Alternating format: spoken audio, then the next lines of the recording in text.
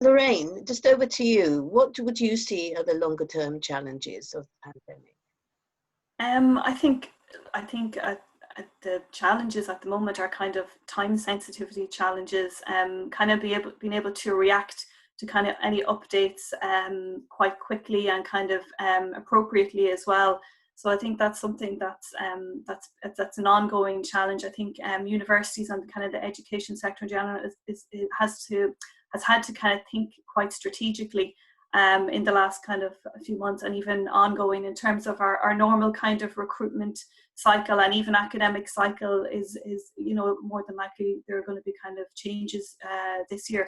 So that's something that I think all institutions are going to kind of have to adapt to. And even kind of when we were just talking about kind of safety, and I suppose from the institution's perspective, I suppose the welfare of students and staff is going to be a top priority, and I think we'll more than likely see a lot of institutions will have a kind of a blended approach to teaching and learning for students, whether it's kind of social distancing within classes or classes moving online. And then, but I think what institutions will try and do is prioritize kind of the lab experience, so any practical elements of a program that students will be kind of undertaking. I think they will still want to kind of have that as a priority, that students will still have that experience. But I think, yeah, we're going to see a kind of a blended approach kind of in the coming kind of year around what way the universities will be functioning.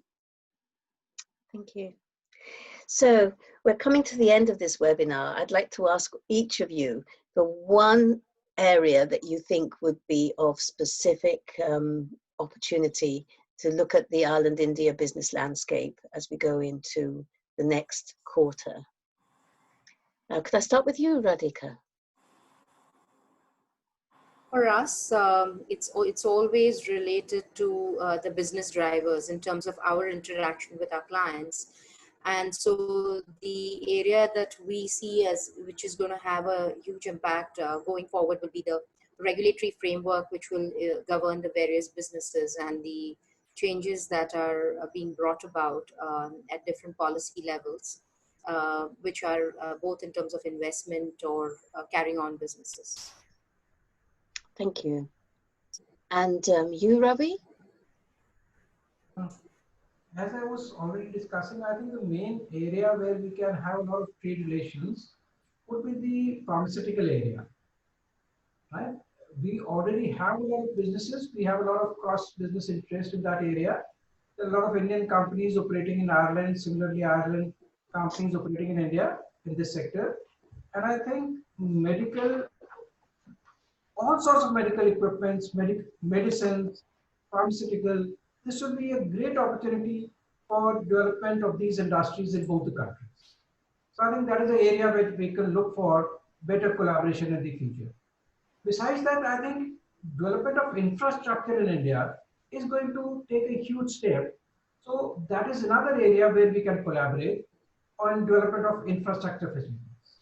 So I think we can emphasize on these two factors in the short term, where we'll see a lot of opportunities coming in the way.